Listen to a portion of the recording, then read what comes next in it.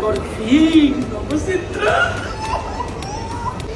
Bueno, vamos con Dios. Amén. Llegó la hora. Mi mamá estaba que se montaba en ese avión hace rato, roncha.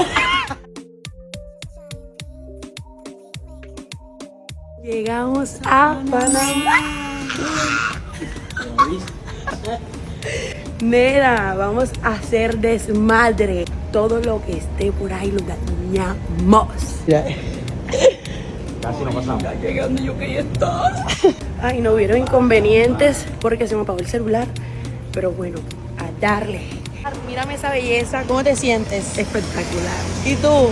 Espectacular. Dime si están contentos. No. Dígame si están contentos. Mira al amigo. ¿Cómo que no? Gracias, amigo. Muchas gracias. Chao. Mire, mire, mire.